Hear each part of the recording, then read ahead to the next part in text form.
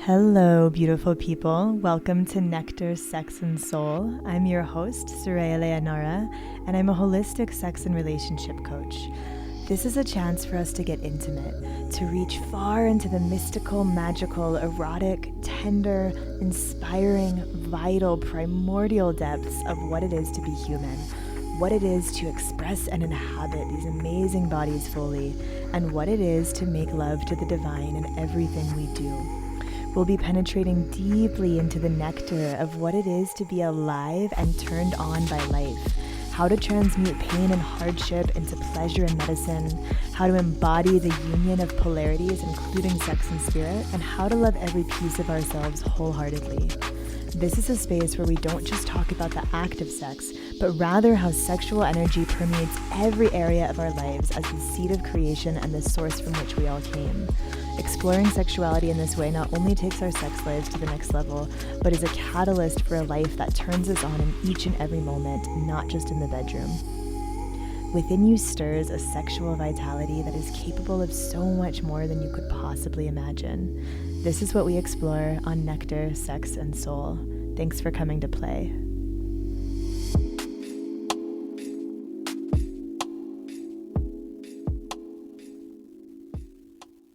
Hello, everyone. Welcome back to Nectar, Sex, and Soul. This is Soraya Leonara, and I am here today with a guest who I'm very excited to have on here, this is our second time recording this episode, actually. We had some massive tech issues last time we tried, and it was such a bummer because it was a great conversation, but I feel really lucky to get to have some more time with Matt, and I feel really grateful that he came back on here. And so thank you, everyone, for your patience with not launching a new episode last week, and really excited to get to do this one over and share Matt's wisdom with you. So today I have Scott Kuelhorn on the show. He is a transformational coach, and he does a lot of really incredible men's work, particularly as it pertains to integrating the archetypes of lover, magician, warrior, and king. He has taken some of my classes before, so I've gotten the opportunity to work with him. And today I'm really excited to just get to talk about some different topics that we're both really passionate about as it pertains to masculinity, mission, purpose, overcoming the nice guy complex, all kinds of topics that we both share a lot of interest in and both have our own kind of perspective and expertise around. So Matt, thank you so much for being back on the show today. It's great to get some extra time to drop in with you. Absolutely, Soraya. I'm really looking forward to our conversation and just getting into the flow. Last time was a little chopped up, and I think some good things are going to come out of today's conversation. Me too. Yeah, it was a lot of stop and go. So excited to flow today. And why don't we just start by giving you the opportunity to share with us a little bit about what you do and how you got into this work, and why you do this work. Yeah, thank you for that. And what I do, I really am an experiential guide, an experiential educator. This has been my background ever since finding it in college about 25, 30 years ago, and really just creating experiences that can then leverage into life skills or different components of life. Ultimately, my journey really kind of kicked in about 11 years ago through some pain and discomfort. I was bringing children into the world, and at that time, I was playing what I would call an immature game and making some silly choices, and they were based out of fear, scarcity, immaturity. And at that time, I was going bankrupt and just buying things on credit card that I thought were going to be the solutions. Yeah. And they weren't. Short story. Through that process, I met a mentor of mine, and his name's Keith Cunningham, and he's just this very solid businessman. And when I first met him, I could not look at him in the eyes. I couldn't hold eye contact with him. And what I realized then was, like, this dude scares the crap out of me, and I had to go work with him. So I spent the money to get down to Austin with him. And that really started my wake up, because he acted as this brick wall for me. And what I think now in reflection was he was the mature masculine that just wasn't letting my immaturity to play anymore. Like I couldn't shirk them. I couldn't make up a BS story.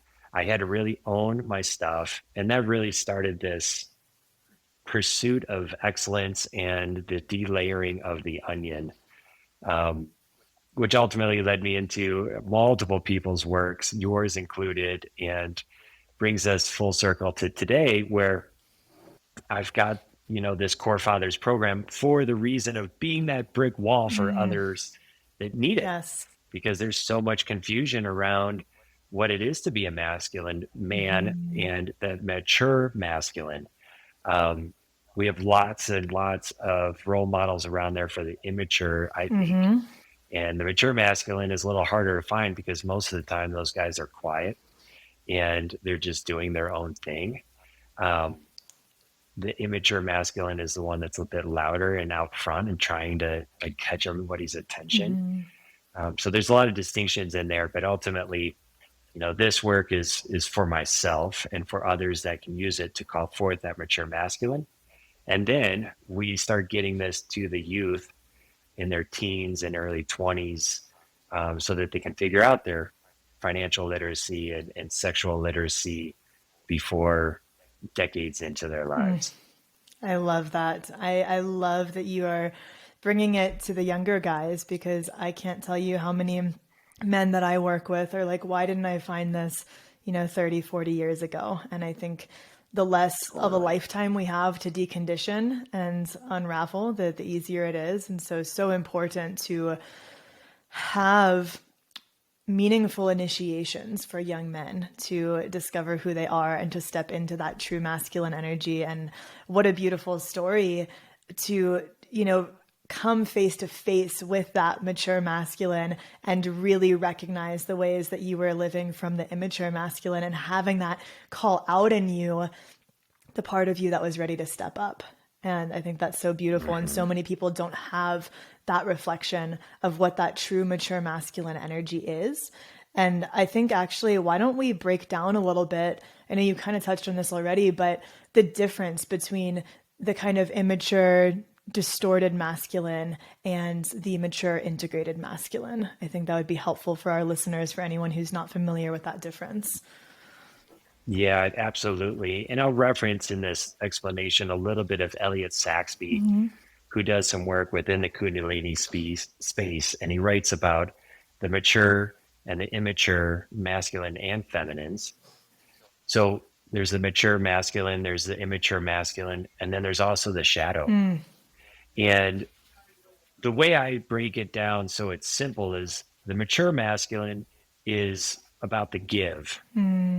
The mature masculine energy gives to the world. They're looking to set up win-win-win scenarios, whether that's through business, relationships, intimacies. It's about the give. The immature masculine is about the take. What can I gain from this? Can I take sex? Can I take this money, making it a quick buck interaction?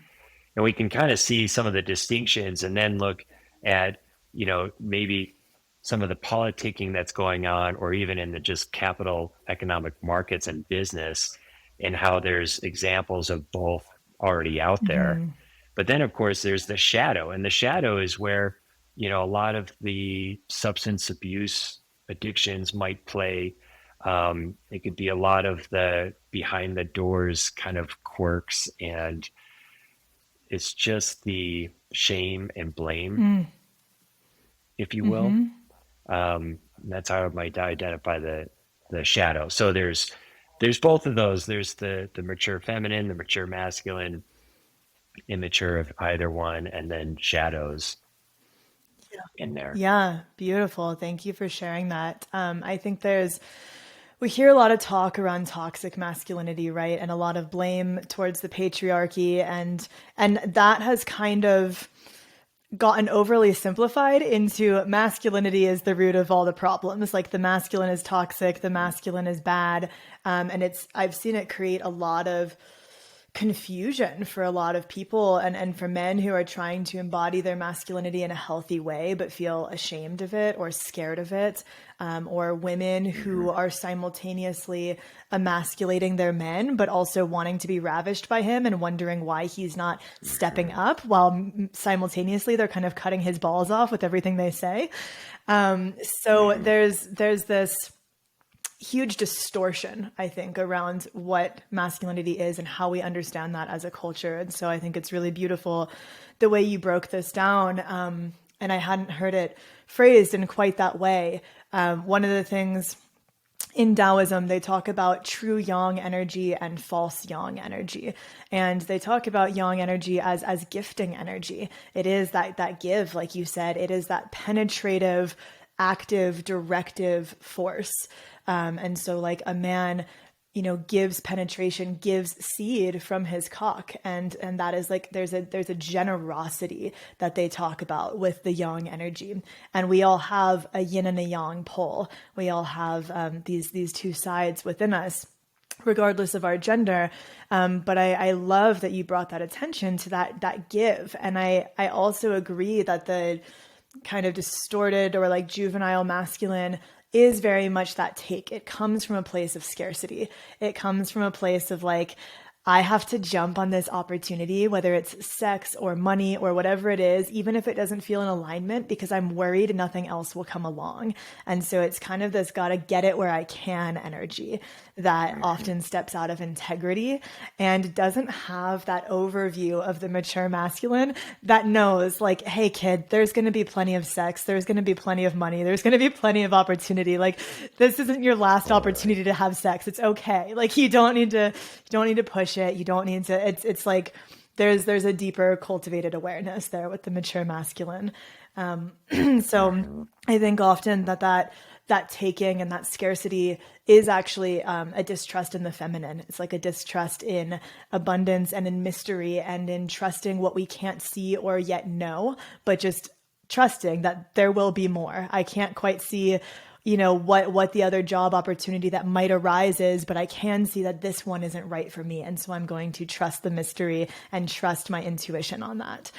Mm-hmm. So I think there's the true masculine, the mature masculine is so beautiful and rich and such a powerful energy, and I think it's just a really beautiful endeavor to shed light on that and help people come back into the understanding of what that is. And I think a lot of people think masculine as like aggressive, dominating, things like this. And there are healthy places for like consensual aggression or domination. There are containers where that can express in a healthy way. But if it's like a non consensual aggression and domination, that is not the mature masculine energy. The mature masculine energy is assertive and empowered and centered, but not at the expense of other people. Yes.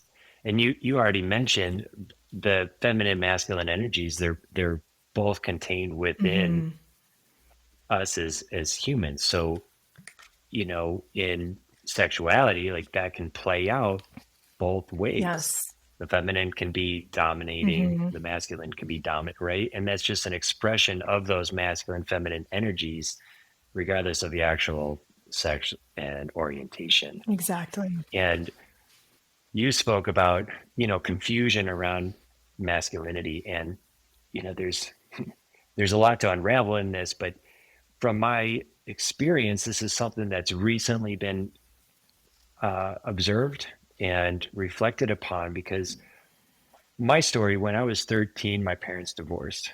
And from my 13-year-old perspective, I saw that as my mom kicking my dad out. Mm, And then I got some messaging, or I perceived messaging, that basically told me that when I was bad or annoying my mom, that I was like my dad and thus mm, like masculine. yep. And so I created this meaning, and that's all we are. We make meanings. So I created this meaning that masculinity was bad, Hmm. potentially dangerous. Yep. Around the same time, and I would never recommend this, she and I, we both sat down and we watched Clockwork Orange. I had to rewatch the rape scene in that movie as a 44-year-old man to wrap my head around what a 13-year-old version of me may have taken from that. And again, Wow. masculinity is bad, masculinity is Mm. dangerous, uncontrollable. And like at that time, I learned to please my mom because I didn't want to get kicked out. Right? This is all the meaning Mm. making of 13-year-old Matt. And as this journey goes, I'm unraveling this stuff and starting to put the connections together like, huh, okay. So if I'm pleasing my mom and then I couple with my now wife and I'm pleasing my wife, well, that kind of makes sense because it's just this pattern, right? And I'm Yes. not aware of the pattern until I have that awareness. Right. And with that awareness, I can start making shifts. But I really had to reconcile within myself self love Mm. and a real accountability of worthiness. And that is something that mature masculine and mature feminine energies can do for the immature. Hmm. We can hold that space and call them forward. And it's now what I do for my 13-year-old daughter when I see her in her immature feminine. I can play the mature masculine Yes. and call her forward into more maturity. Yes. And for the immature boy, especially the hurt boy, it's the mature feminine that can mother and give space to heal the boy so the man can rise. Mm. And in the dynamic of the world, it's really fascinating to me because right now, like I feel this mission coming through me to help men embody their masculine and that king like energy. And it's so that, conversely, they both have to happen almost simultaneous that the mature feminine can arise as well. Hmm.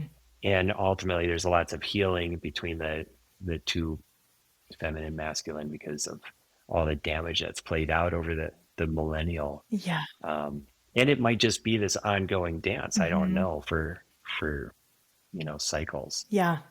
Um, Absolutely. I think humanity has cycled through many different variations of the relationship between masculine and feminine, and that there's been periods of matriarchy and patriarchy and everything in between. And it's so fascinating to just hear about your journey with your mom and your dad and what we observe when we're young and how that gets internalized and it becomes this deeply unconscious thing that we're not totally aware of.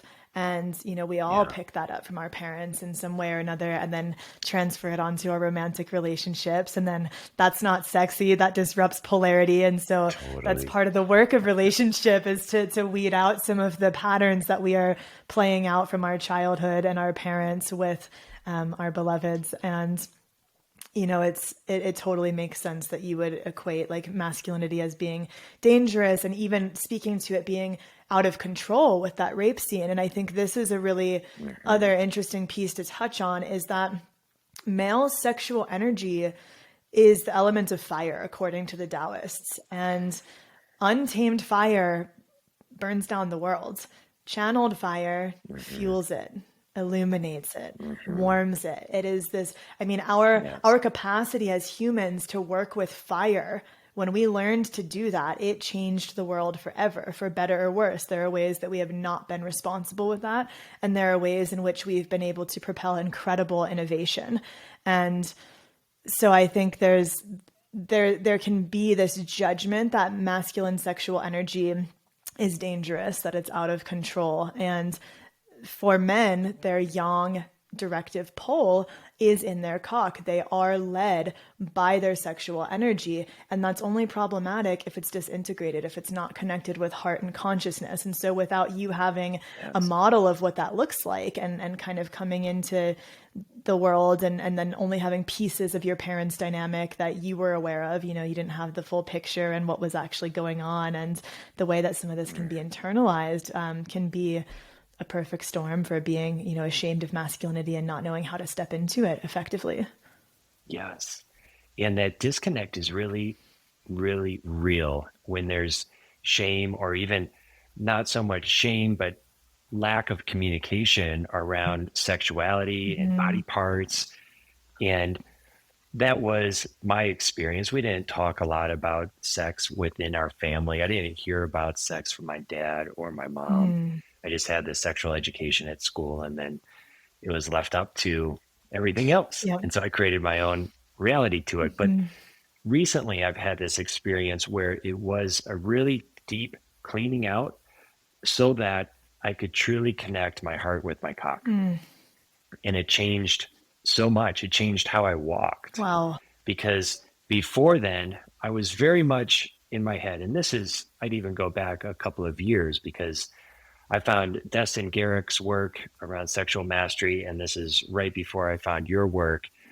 And there's some similarities in that with the embodiment. Mm. And by getting embodied and connecting with heart and body, like that starts making everything um, just more connected, Yes. right? And that's the piece that is really, really powerful because I can do no harm if I am connected with my heart. Mm-hmm. And with that disconnect, that's when things can go sideways or the shadow gets played and real harm could occur. Um, and I love how you tie in, with so much history. And so I just wanted to applaud you on that too. Just the fact of fire and masculinity is fire and this history of fire. I found that really fascinating. Mm. But that connection point, I just wanted to make. And it's so real that, I walk differently because yes, the heart expression, this is another concept I recently heard with women. Their outwardly heart expression is through their breasts. Mm-hmm. With men, outwardly heart expression is with our cock. Yep. And when I heard that, it made complete sense. And by connecting them all together, that's where I can embody the masculine that can really be powerful and do destruction, but it's not going to because it's so connected here. Right. And my heart is connected with my cock and my hands, and they all play together. Right. And it's such a powerful energy that, one of the things I explain to men when it comes to being dominating in the bedroom when they want to bring forth that energy in a healthy way, and that's like desired from their partner, it's all about it being connected to your heart and your consciousness. Because if you are being dominating with only your cock and your heart's not in it and you're not conscious and aware of what's going on with your lover, and maybe you're like in your head projecting some porn fantasy or something like this, that's where things are going to be really terrifying on your lover's end, and where it's going to feel disintegrated and scary and not the kind of connection that they're desiring. But when they trust this energy that has the capacity to be destructive, but is also that creative life force, it's constructive as well. When you channel that with your heart and your consciousness, that is a really sexy energy to bring forth. And that's a place where like that masculine domination and aggression within the proper container, when it's fueled by love, when it's anchored in consciousness, like there is a completely different expression that comes through that can allow your lover to surrender and open, because there's such a deep trust. She's going to know you're fully here. You're not off in your head somewhere. You are in your body and you are in your heart and you're right here. And that allows for just totally different expression of that masculine energy. Totally different. I feel like I'm so late to the game, and this is why I want to get some of this information. My boy is 10, and when he's ready, and the conversation's already started, but it's just going to go deeper and deeper because I want him to know what real sexuality is. Yes. And I want him to know that an orgasm is different from an ejaculation. And I want him to know that he has this fire and power, and yet with his heart, a depth that I don't think, as far as I know, and through talking with other people, has ever been like touched the bottom of. And what I mean by that is knowing what I know now, when I connect with my wife and we get to this space where we're both there, it's present, right? And that erotic energy is there. You're unable to express it in any video form. You can't even put it into words. Yes. The depth keeps going deeper and deeper and deeper. And it's just like, man, feels like we're at the depth of it, but then another layer opens up and it just keeps going. And it's so incredibly beautiful, powerful. And that's the kind of information that I'm really excited to get to younger folks, so that society is selling in a form of sexiness. And it's very heady, it's very visual, but real sexuality is depth, and there is an expression that is just you can't put into words. Absolutely. And all of those subtleties and those true expressions of intimacy are things that you're not going to see in porn, and that the camera is not going to be able to pick up Totally. the deeper layers of that. And so many of the ways that people are being initiated into their sexuality is through these very like two-dimensional theatrical representations of it that don't even touch the surface of what it is and can be. Right. Right. Yeah, I love that you have the opportunity to bring your son into a different understanding. That's so exciting. It is exciting. And the interesting thing that I've already noticed is, so he's 10, and I had my own version of myself 10 years ago. And I know that, while I'm going through my own journey, he's picking up nuances, and he's watching and he's seeing things from me as I go through this journey, right? Hmm. So 5 years ago, that version of Matt taught him what that version of Matt knew. Hmm. So he's picking up on that. So he's also picking up on the collective. And I firmly believe that there is this collective that just gets sunk in. And that could be whether it's through TV, movies, the way teachers talk, society. It makes me think of, maybe it might be a side tangent of some experiment I'm recalling where, after 100 animals on the island learned a new trick, all of a sudden every thousands of animals knew the trick. Oh, Like, wow. that's the collective. And I can see that in him, right? So he has his own karma, his own journey ahead of him. It's not that he's totally blown open and clear right now at 10. Hmm. And it's really fascinating to me because he already has a little bit of reservation. Like, if I'm asking him about his erections or wanting to try to talk to him, I can always already sense there's a little bit of whatever around it, Yeah. but I'm going to keep piercing, right? Because now I've got this presence and I just keep bringing it up. But I find it really interesting that, the kids can just get this information so quickly, whether it's directly from me and my past versions or this collective. But he's going to have his own stuff to work through. And I'm just excited to be as present as I can with him on that. Oh, that's so awesome. That's so exciting.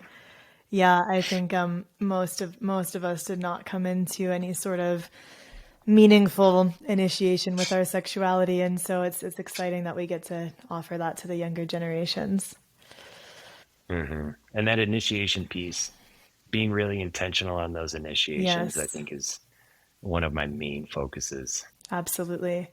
And that you get to be an example of the embodied mature masculine for him, that maybe you didn't come Hmm. face to face with until you were already had children of your own. So it's pretty Totally. cool. It's like we get to Totally. create these springboards for them where they get to launch from all the work that we've done.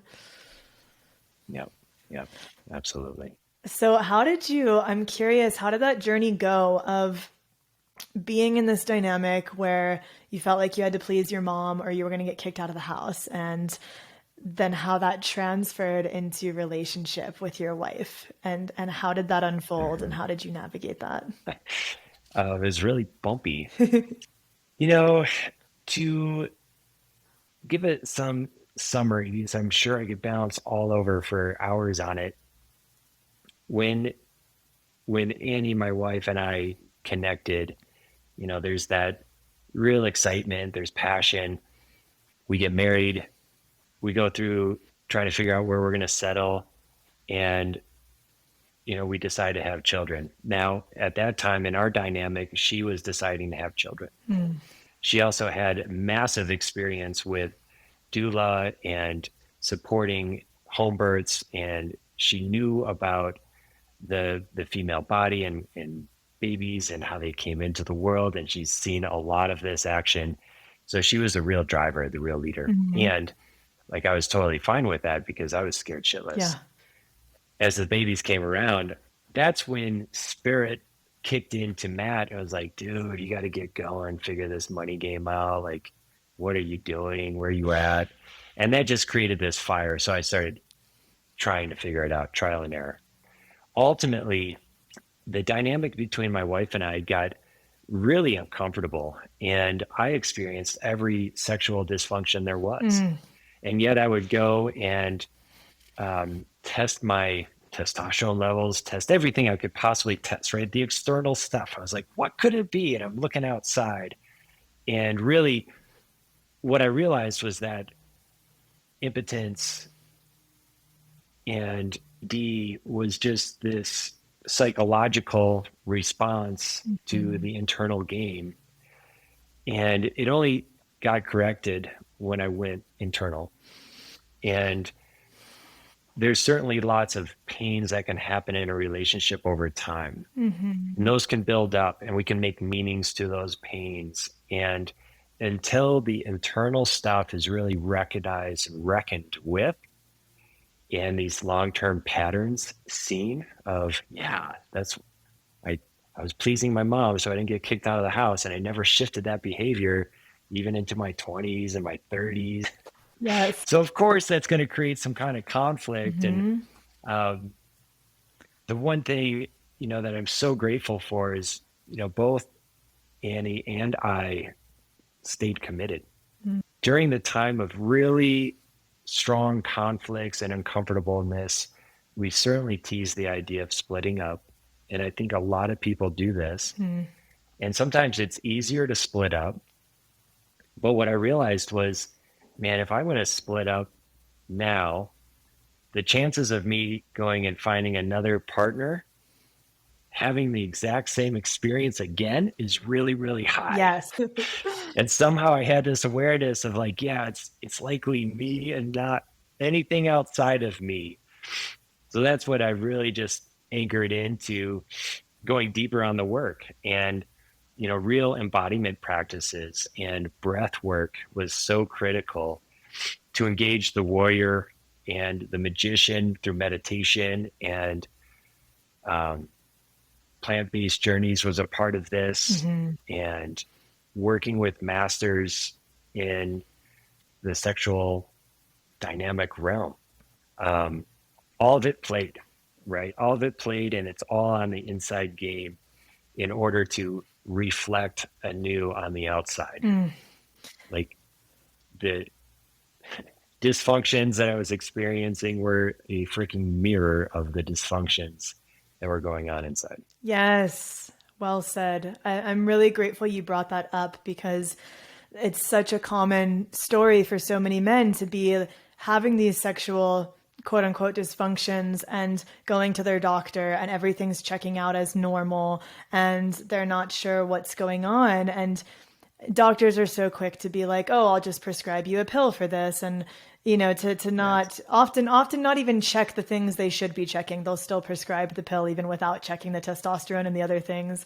But Mm-hmm. there are so many factors that play into it, and one of the first things I always ask men is when they come to me with some sort of ED, PE, and orgasmia issue is what's your relationship with porn? That's like one of the first qualifying factors.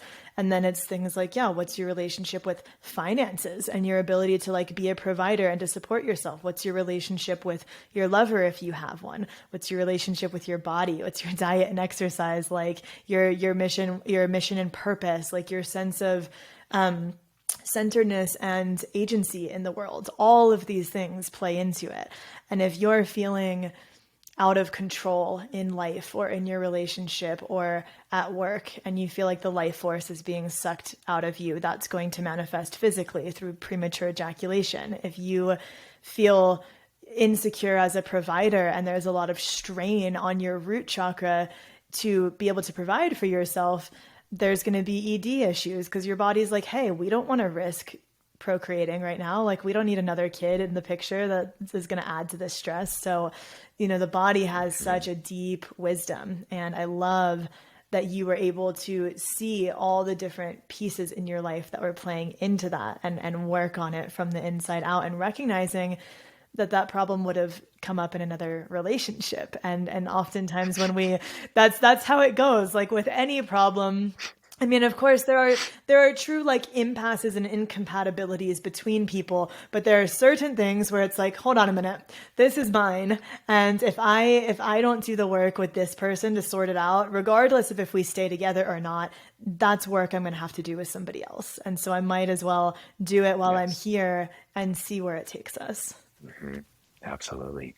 You mentioned porn, and for me, it was around cannabis, and that was my big numbing tool. Mm-hmm. Um, there's so many different ways to numb and distract, right? Mm-hmm. And that's a way of not sitting in that discomfort, not recognizing the internal work. And, when I reference Keith Cunningham as that wall, like that was a real opportunity for me. I couldn't squirm out of it. There was no way I could just numb it down in that moment. I really had to sit, be like, mm. And then of course it's this journey. So there's cycles to that as well. Um, but especially today, it's so easy to distract from the internal work Mm-hmm. and look outside. So That's so true. yeah, And yeah. I always, say relationship starts with self and branches out from there. And a lot of people are like, can I work with you if I'm single? Or, like, do I need to have a partner? And like a lot of times I'm like, being single is a great time to focus on it because you have that extra time and energy to put towards yourself. And you need to do that regardless of if you're in a relationship or not. You have to do that internal work first. You can't Hmm. just focus on the relationship and ignore what's going on internally. And so, that's the thing for a lot of people is just numbing in various different ways and then wondering why their sex life isn't how they want it to be. It's like, well, if you're not being present in your day to day, if you're not receptive in your day to day, why do you expect to be like that in the bedroom? So it's, something we have to practice across the board. Totally, totally. I also appreciated how you connected that. Your questioning is looking broader. So you're asking about finances, Hmm. and there's absolutely a connection there with Yes. root chakra, with sexuality, with finance. It definitely goes hand in hand. And along my journey, I had the ability to start a business. And during the early years of the business, my wife and I are still having these conflicts. I'm still having these quote unquote dysfunctions or just mirrors held up to say, yo, dude, there's more work to do. Mm-hmm. And as I continue to delayer, and get more clearer and have a more in tuned ability to connect with myself and then my partner, turns out business got a little bit easier Yeah, and a little bit more effective. And it's really, really um, wild how they all play together. they do. They are so interconnected.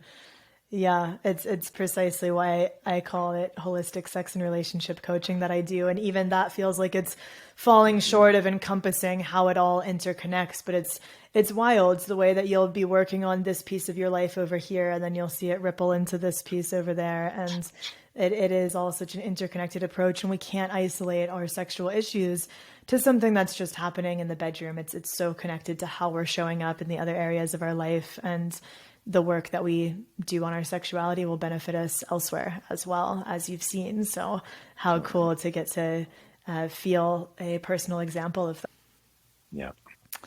So I would love to hear a little bit more about. Let's get into the archetypes of the lover, magician, warrior, and king. I know that's something you focus on a lot, and I love playing with those archetypes. So do you want to share a little bit about those?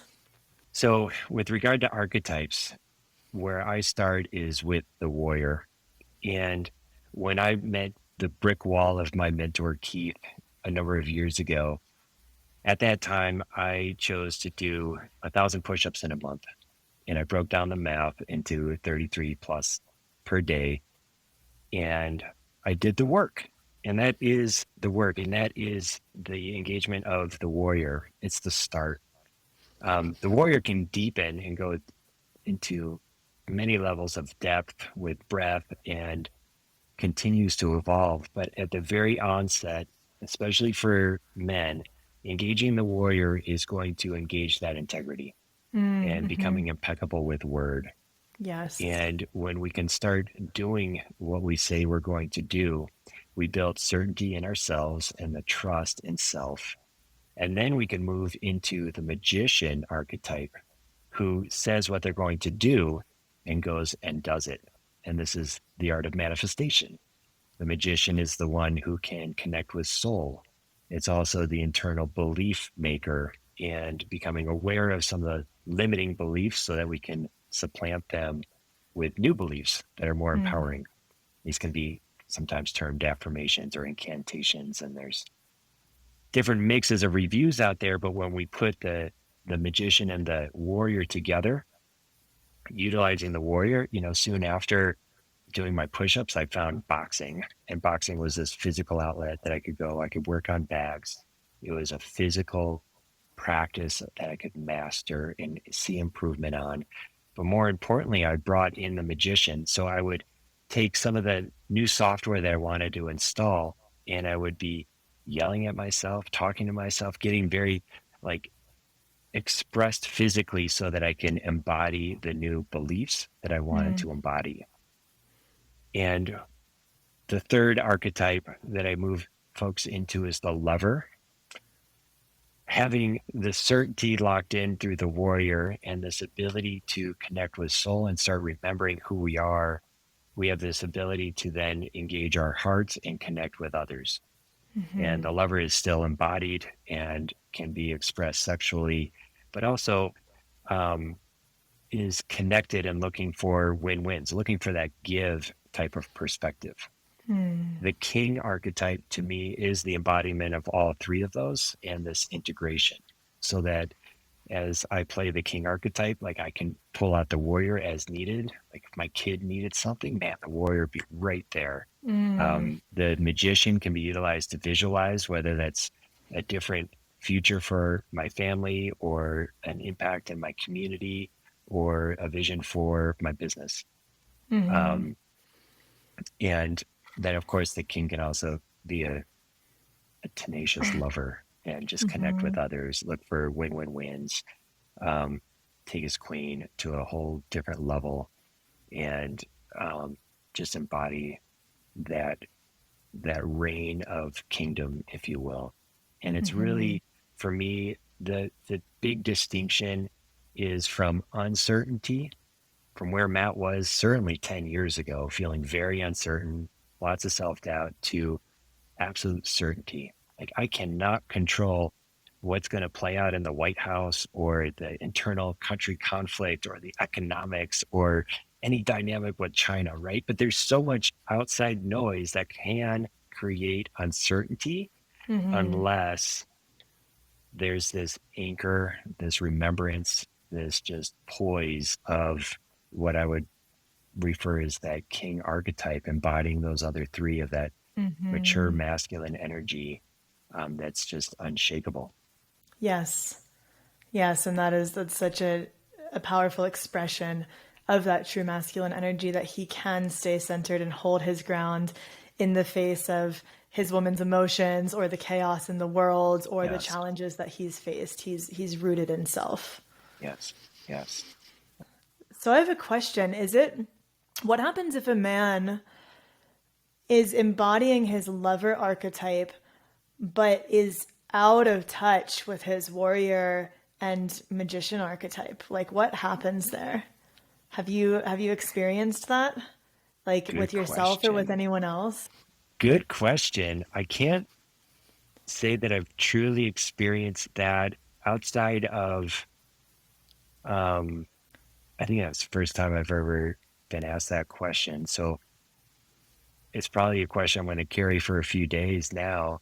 Off the cuff, though, if I were to be completely embodied with lover and none of the others, Mm, and I probably have been, I would think that that version of Matt or that individual would be all about um, almost to the point of irresponsible pleasure. yeah. Yeah, and I could even see it getting into that realm of like people pleaser again, of like not having that rootedness in self and getting too wrapped up in other. And I kind of asked this question as just like something for us to explore together, Yeah. because I think the question has arisen for me, and for my partner over the years. He had a question like as we were together in our early 20s, and we came back together when we were 26 and 27, I think. And he had the question within himself of, am I ready to enter a serious relationship right now? Being that, like, I have not built my kingdom, I don't feel solid in a sense of career and purpose, I have all this work I need to do on myself. Do I really have the capacity to enter this relationship? Do I have the business entering this relationship without tending to these other pieces first? And I think it's a very interesting question to explore, because I think we learn so much through relationship and our relationship has very much been one of calling each other higher. We have grown so much together. We've both built our careers within the container of our relationship. And that has been very hard on our relationship. Being two people building businesses within the context of a relationship and kind of doing that together rather than having had some of that established prior to that connection. And so I don't think there's like a right or a wrong way to do it, but I think it's worthy of exploration, because I do think that sometimes being in relationship almost prematurely when you don't have, and it's not that he didn't have warrior or magician dialed in at all. I'd say he was very much working with magician and some elements of warrior too, for sure. But it's like, if you are, sometimes relationship can be a distraction from that mission and purpose. Sometimes it can derail it entirely, and sometimes it's hard to be like, okay, I'm really building all the elements that integrate into king and also have the capacity to tend to the relationship to the extent that it requires. And I think both of us saw our dads very much neglect their intimacy with their wife and their families in order to be a provider. And Mm. I totally see why they did that. And that is like part of the masculine's inclination is to provide and to protect and these sort of things. But it came at the expense of the lover. So I think like we can get imbalanced in any of these archetypes and kind of leave one hanging behind. And yeah, I just wanted to kind of bring that up for us to explore together. Yeah. So there's a couple of things in there, and I would agree. I heard somebody reference the only time you're in balance is when you're dead. And I think there's some truth to that, Yep. because while I can balance out a day, I can balance out months, like there's going to be times where that pendulum goes all, one side or the other. Um, it sounds like your partner had some great awareness going into the relationship again. I did not have that. Like I was going through quote unquote the motions in a very real way. Like I was like, yeah, I'm 29. Like it should be time to get married. Like this is what society wants or what mom wants. Right. Like it's just going through the motions. So to have that awareness is really cool. And then, like you said earlier, an intimate relationship is so much of that mirror, and it creates the perspectives for us to go and do the work. Um, I know one thing for me, and I have no idea where I got this. I think this is potentially my spirit, but I did not want to settle. And thankfully, my wife did not want to settle either. Like it would have been way easier to couple, have the first few years of great intimacy and some adventure. And then we settle down and have kids, and then we become friends. And maybe we're like roommates, right? Like I see this all the time. And All the maybe there's time. sex once a month, but it's like 5 minutes and you're done. And it's like, oh, good It's more enough to so I check don't it feel off the shame. list. Right. Right. Yeah. Right. And then you play on, right? But for whatever reason, I did not want to settle.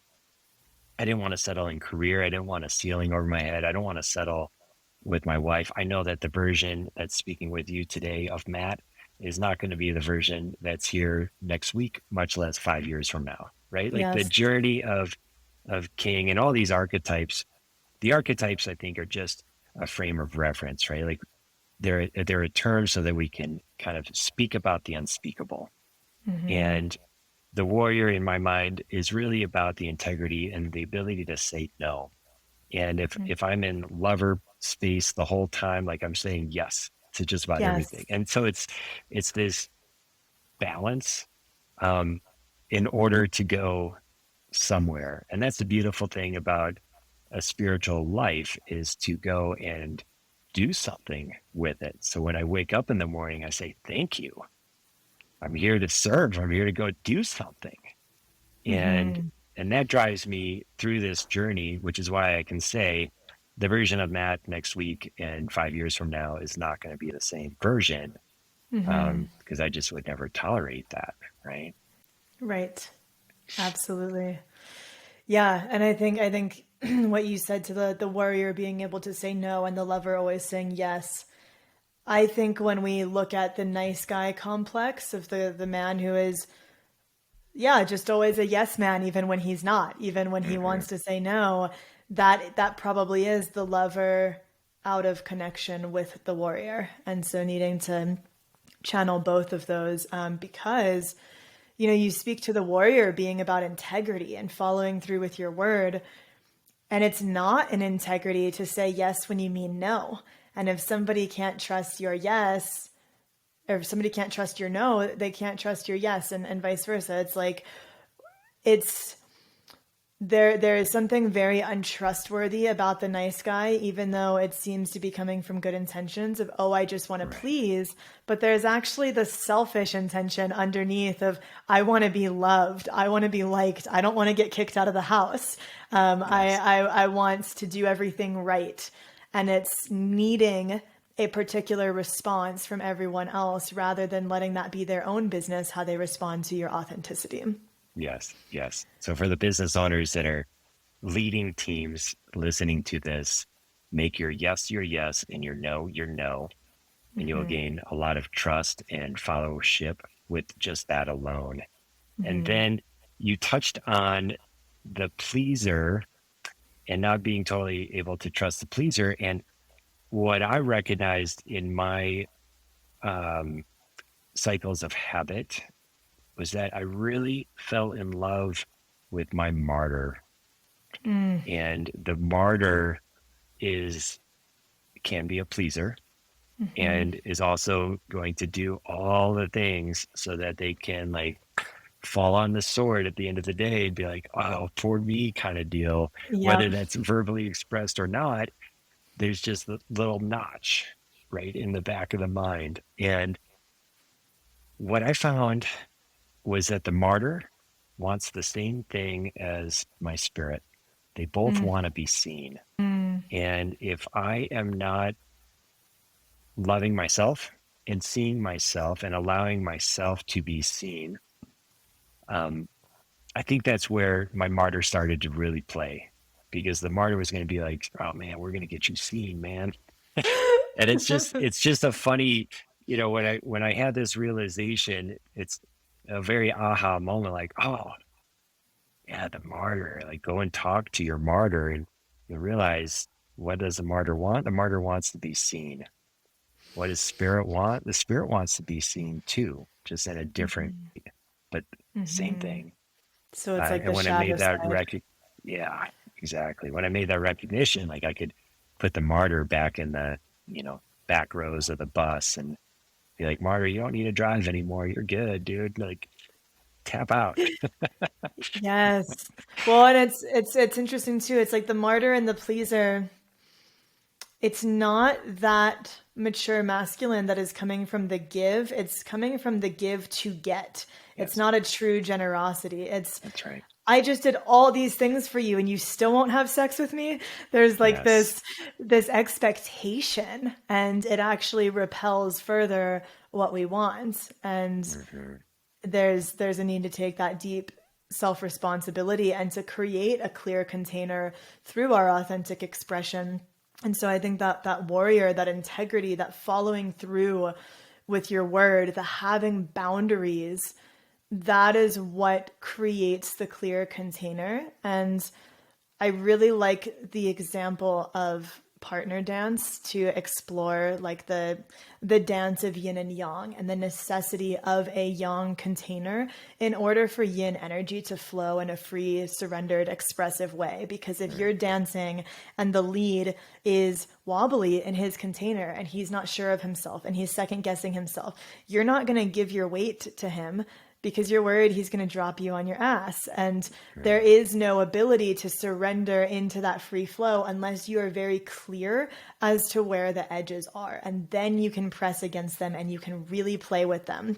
And so, water could swirl this water around in this bottle and it can do all these crazy things inside of here because there's a clear container. As soon as I open the container, the water is going to spill all over the floor and it doesn't have the same capacity to express. And so I think knowing your boundaries and being so true to them is always going to be your authenticity is a filter. Like people who don't love you for your authenticity aren't your people. It's not your business to worry about, really. It's like you be yourself, you do the best you can. Of course we can take feedback and reflections from the people we love and we learn and grow and we see things about ourselves. But if somebody doesn't respect our no, if somebody expects us to always be at their whim, they're not going to respect us.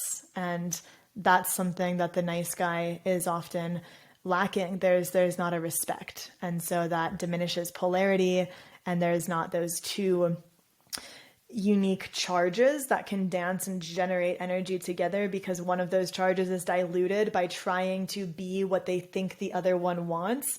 But the reason those two people came together to begin with is because of the unique charges that each of them were operating at, that they were attracted to begin with. So it's like if you abandon who you were to begin with, you're no longer showing up in relationship as the person that even attracted them in the first place. So Yes. Yes. yeah, I love the analogy of the container. I think that's good. it allows for a lot more safety, and knowing that you're going to be held, you're not going to be dropped. Hmm. It builds trust. Yeah, Yeah. and some of the juice in life and in sex is pressing into those edges and exploring the Yes, edges. And exactly. that's where growth is, to go beyond a comfort zone in a safe, contained manner. Yep, absolutely. Yeah, so I love that you were able to find that within yourself of really following through with what you were saying you were going to do and then continuing to build that confidence in yourself, continuing to show yourself what you're really made of. And then Mm, that gets to ripple out and expand into your relationships, into your work, into the way you show up with other people. But if we neglect that internal work, we're not going to be able to show up in that king integrated archetype. totally. I've been talking to a number of different men lately, and there's this common theme of allowing the external to kind of drive the attention. And it just, again, anchors in the, there's a lot of achievers in the world that are achieving external things, whether it's material, whether it's sexual, whether it's financial. And there's still that feeling of emptiness. There's a void. And I think it's because they're looking the wrong way. And once we can, do that internal work and find the bedrock of who we are, who we really are, then we can really become who we need to become in order for what it is we want to experience. And the achievers, um, can find their fulfillment in the things versus trying to find all the things in order to fill in whatever void they're trying to fill Yes, in. absolutely. Absolutely. I'm curious, how does the toxic or the immature feminine and the mature feminine tie into all of this? Because we've talked a lot about kind of the distorted masculine expressions. How have you seen this play out in your journey into stepping into that king archetype and really learning to embody that mature masculine energy? Like how does the mature masculine interface with immature feminine or feminine shadow? Great question. Again, like we embody all of them. And so they're all within. And on the interfacing, what I would say again is reflecting back to Elliot Saxby a bit, because when he puts this into kind of a quadrant, the mature feminine masculine up on top, immature feminine masculine on the bottom, there's a diagonal relationship. And the mature masculine can certainly be the boundary for the immature feminine to thus call her into the mature feminine. And I'm trying to come up with some real examples, because I know that this dynamic, it's gone both ways with my relationship with my wife. There's been times where she's been immature, I've been immature, and vice versa. I've been immature, she's been in her mature, right? And then we can kind of flip flop within feminine masculine. So it's I'm not having a really clear, concise answer. But I think my point is, those diagonal relationships, I think, is really real. And the mature masculine, like if I hold that space, if my wife drops into her immature, like maybe she's feeling overworked or whatever, and she gets this sense of neediness, or even a little bit of martyr in some ways of doing all the things, I can hold this space, and that creates a container for her to rise into her mature feminine. And if we're both playing in our matures, that's where sexy polarity can happen. And also, if we're both playing in our immatures, that can happen as well. And so there is a component here of having a healthy immature, and there isn't a bad or good, right? There just is. And it's an awareness game. Because if we're both in our immature, that can be real good polarity too. But then we can flip flop back and forth and actually be calling each other up, and it's an interesting dynamic, and it moves. Yeah. How, I guess, to kind of break some of that down, how would you say the immature or the feminine shadow expresses versus the mature feminine? Like, what would be the difference there? And we can both kind of unpack this together. Yeah, I'm excited to hear your unpacking of it, because I don't think I've given it enough thought. But I do know the immature feminine, on some level can be potentially needy or wanting. And what I mean by that is, I think of the feminine energy as wanting to be appreciated and seen all the time. And she should be. It's freaking beautiful. When feminine is in the mature and embodying the mature, the perspective is that there's already wholeness, and that appreciation and attention can come from within and doesn't need to be felt, seen from the outside necessarily. So that's what I mean by kind of neediness and clingy style energy in the immature. The mature is whole, and the term mother comes up to a degree. Like there's a nurturing, there's enough to go around, and to just be wholesome, always there. That's how I would unpack it. But I probably should do a Yeah. little bit more work on that. How would you No, I do that? appreciate you sharing that. I really liked the distinction between, like, so that the feminine part of her nature is to be in a place of deep longing and wanting that connection, in the same way that the masculine is very driven towards purpose and mission. And again, we all have both of these inside of us, to varying degrees. Some people are much more, devoted to one or the other, or pulled by one or the other. Some people are kind of more in between. But the I liked that distinction you drew, because one of the things that I talk about sometimes is part of being empowered in your sexual energy as a woman is not leaving an openness to where you're leaking your sexual energy because of an unconscious need for attention, and therefore being vulnerable to unwanted interactions, unwanted, consciously unwanted, but unconsciously part of you actually does want that because it's attention. So if a woman is not strong, and men can do this as well, but this is something that was a part of my journey, is like I would attract unwanted male attention and I felt very vulnerable and disempowered. But because I had low self-worth, there was a part of me that enjoyed it, that felt validated by it, but also was intimidated by it, grossed out by it, whatever, because it was often coming in expressions that did not feel good.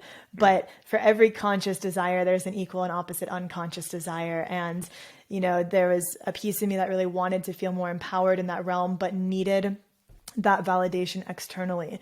And I think where that shifts into the mature feminine is allowing yourself to be filled by the divine, by God, by spirit, however you want to call it. There is a being in union with all that is. There is that wholeness, that fulfillment, as you said, that isn't dependent upon who checked you out or complimented you, but is dependent in this deep knowing within yourself. And then you close up those energy leaks because you're no longer wanting to have hooks that bring that in to feed a part of you that is unmet and disintegrated. So I see that one a lot, where like even women can even really enjoy complaining about the unwanted attention that they're getting. There's like an enjoyment in the complaining about it. So I think that's one place where it shifts from immature to mature feminine. I'd say some of like the toxic feminine or toxic shadow components are manipulation, both like sexually and emotionally, emasculation. I think, especially through the different phases of the patriarchy, I think a lot of women have learned that their emotions and their sexual energy are ways to get what they want and ways to manipulate. But I would imagine that that's been a shadow of the feminine since the beginning of time, and it has been a way of wielding power.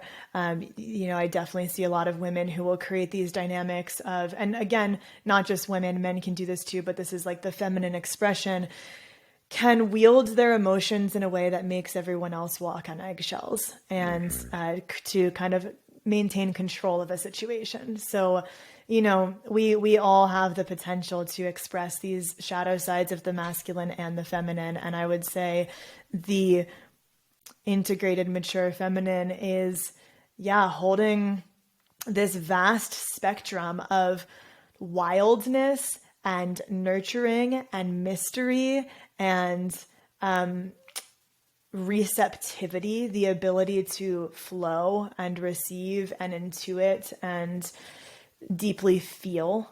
And with that comes the whole spectrum of like feeling angry, feeling deep grief, that sacred rage that is like the mama bear protecting her young, that also nurtures them so sweetly and tenderly.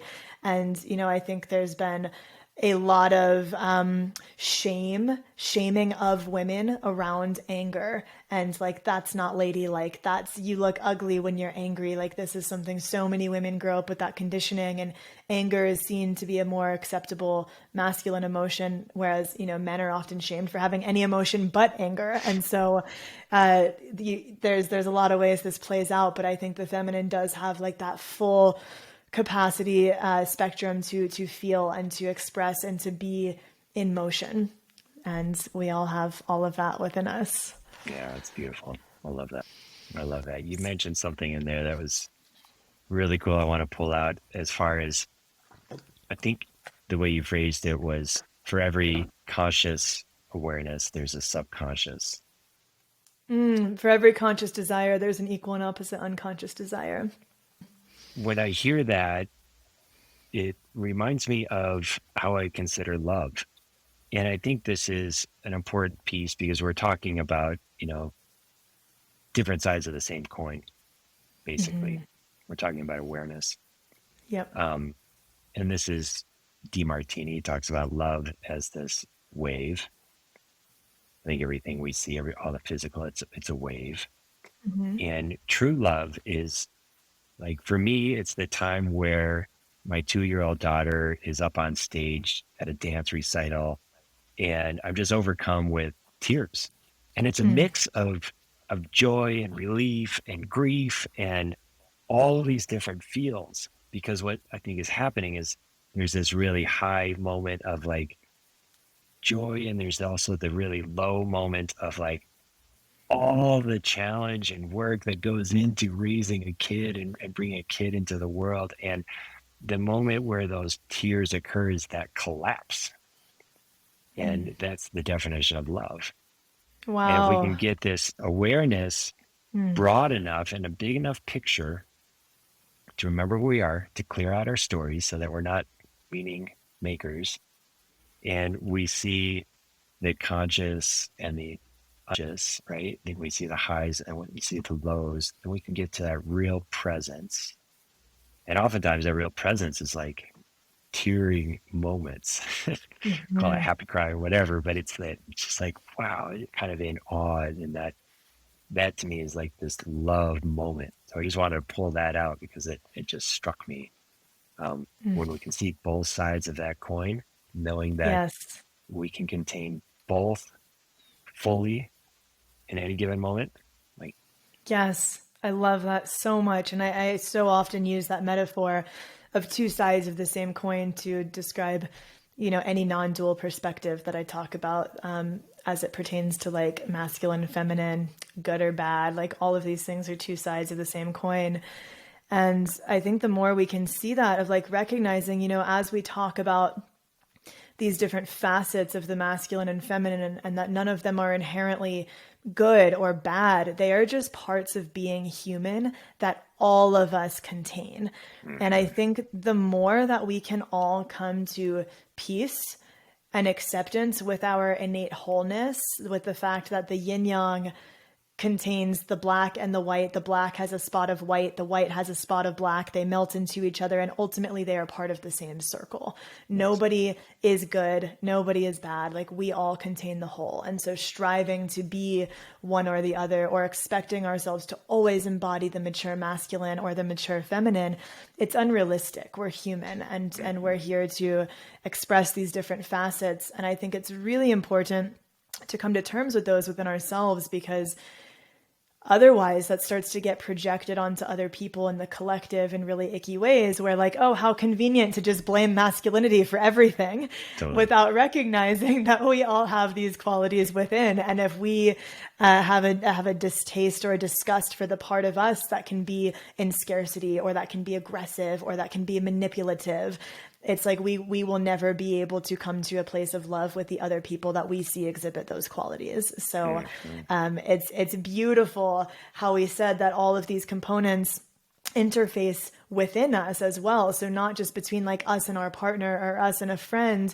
but it's like, sometimes I'm having my mature masculine call out my immature feminine, who's maybe having like a brat moment, and he's coming through and being like, hey, keep your heart open, like let's take the next step forward, like we don't need to that's spin out right. about this. That's And right. so we can do that for one another, and we can do it within ourselves. And I think part of, just to kind of circle back to part of the remedy for the nice guy or the people pleaser, is to be able to hold that mature masculine in the face of maybe some of that emasculation, that manipulation, and to root so deeply in your own integrity that you draw a boundary and you say, I'm not going to be talked to in that way. Or if you want to discuss this, I'm going to ask you to come back into your heart. Or let's approach this from a place of love and curiosity instead of the way we're navigating this, because this doesn't work for me. And there's like an honoring of self in the way that the mature masculine calls forth the calls out the immature feminine and asks her to step up. Mm-hmm, absolutely. Absolutely. I can't help think about the amount of that's in the world right now, and it's so heavily or easily seen, um, because I think it's always there. It has to be always there. Like all of it is always there, and yet right now in the United States for sure, like we have some Mm-hmm. internal conflicts. There's division. There's Yes. there's left and right, and Mm-hmm. it's the same. right? It's the same coin. And so, as we're referencing the mature feminine, mature masculine, for me, I want to stay in my presence. If something triggers me, I rarely watch the news, but if I did, I'd get triggered every moment probably. And yet it's a mirror. So I can recognize that that is also me. And if I can do that in a way that keeps my heart open and I quote unquote love it, not that I'm like loving it, what I mean? Like it's a big picture kind of love. It's only then when we can start really recognizing and healing and making this reconciliation that the dramatic expression is calling forward. Absolutely. Well said. And that's just it. It's all a reflection, right? It It's all is, yeah. that's a big reason that I started that class, the art of transmutation last year, because I was just seeing so much divisiveness. And I was like, don't you Mm, all see it's two sides of the same coin? Like, right, can we right. not do this divide and conquer thing that's just been perpetuated since the beginning of time? And yeah, I think you're right. It starts with recognizing that it is a reflection and like where am I divided within and what are the pieces of myself that I have not integrated and Yes. Yeah. What are the starting pieces I there. have not integrated? What are the pieces about myself that I have not loved yet? Yes, It's another lesson that comes forth. absolutely. So, what is the only thing consciousness cannot do? The only thing consciousness cannot do. Well, I guess consciousness isn't really the one doing, is it? No, the when I think about this, so consciousness is right. You just imagine it's just this vast of whiteness for sake of conversation. It could be anything, but consciousness itself cannot perceive itself Right.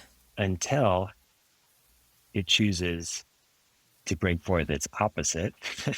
And then at that time, there's itself, its opposite, and then the isness. Right. And what I think with being human, we have the opportunity for consciousness to perceive itself on so many different levels. So everything that we see is just another form of that consciousness. It's just another way of saying that, you know, we really are connected more than we think we are. We really are the same coin. No matter if Yes. I'm left, you're right, anywhere in between the continuum. And it's when I think about the world, and I'm an entrepreneur, so I love the business. So I watch economics and I see that we're in a cycle that nobody in this lifetime has experienced because it's a long-term cycle. It's happened many times before. So I know that at the end of the day, everything's going to be fine, but there's going to be quote unquote crisis or uncomfortableness, whatever individual's experience will be. With consciousness in its art of perceiving itself, it literally had to create its opposite in order to have any perception of itself, right? So in its own form, its own creation, there's this paradox that will never get completed. And we can see Yes. so many paradoxes in the physical realm. And I love paradoxes because as soon as you recognize one component of it, it changes. The opportunity that is upon us, that is still coming and unfolding every day, is to transcend the old story. These jumps happen in consciousness and they have happened through history, and you can see it and kind of marker it. But it really is an opportunity to create anew and to transcend. So maybe there isn't the argument left or right, masculine, feminine, right? We just jump forward, transcend it. And then the conversation's totally new. I don't even know what it would be yet. But we do have to choose as individuals first, and then ultimately, we get to this mass population where we choose to just let go of the story. You're like, Yeah. I think where I often look at it is I often see it as if I'm looking at the ridge of the coin rather than one side or the other, and I'm seeing the both and in everything rather Yeah, than the either or, I and love that. recognizing that we are just the many faces of the one creator, the many facets of the one jewel, the Ouroboros eating its own tail, and just this one consciousness cycling in and out of these fractaling different forms. And that perspective has changed everything for me. And it first came into my awareness through psychedelics and plant medicines, and then when I started diving into the realms of Tantra and Taoism, it was just reflected in another language. And so I Hmm. think it's so helpful when we can just work to recognize that it's all one, and to try to integrate all of those pieces of ourselves. There's nothing that needs to get rid of it. We can't get rid of it. It's like, how do we give every piece of ourselves a place at the table, and then Yes, do our best to do that for other people as well. yes. Well, Matt, this has been such an awesome conversation. I'm so glad we got the opportunity to drop in a second time and to Me do too. it in a very flow way with very little tech difficulties. We did have some, but how can people dive deeper with you? How can we get deeper into your world? Yeah, so I'll keep it fairly simple. It's core fathers. Core is in like core fathers. Yes. And that's my handle on Instagram. And then it's also a website, corefathers.com. And yeah, I'm excited to engage with those that want to make shifts in how they perceive life, how they believe about themselves. And as I mentioned earlier, like I'm an experiential guide. What I do is I set up a container of experience, and that's where we can rattle around in that container, really exploring our own beliefs, our own consciousness, and our own awareness in order to shift it as we want to shift it. Because I think we are under this guise of the great remembering, if you will. And Mm. the quicker we can remember who we really are, like connect with that soul and that depth, that presence is what I also call it, um, the more anchored we will be. And no matter what shifts happen, we'll have a population of centered people that will guide future generations forward. Absolutely. And you have a program coming up, right? Do you have a program you Yeah, want to share? so yeah, I have the remembering that's a part of a 12-week journey. And it specifically right now is under core fathers, for men who are those achievers that might feel a little bit empty inside because they're chasing the outside stuff. Mm. And Yeah. when those men turn inward and start the inside work, then everything can start falling together like puzzle pieces. So again, at corefathers.com, that's a great way to get a hold of me and get more information on the 12-week program. There is a live 4-day fire ceremony experience to the 12-week Oh, program. And as an experiential educator, like I want to have some pre-work go up and be forming this experience, have this experience. It's going to be a very intentional 4-day journey passage, and it will move men's consciousness for sure.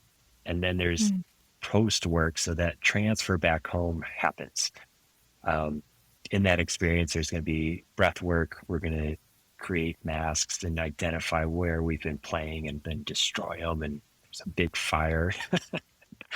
So oh, I love it. I'm really excited about it. And then, the long term game here is that the fire ceremony is then an initiation. So this year 1, it's grown men. They go through and they get initiated.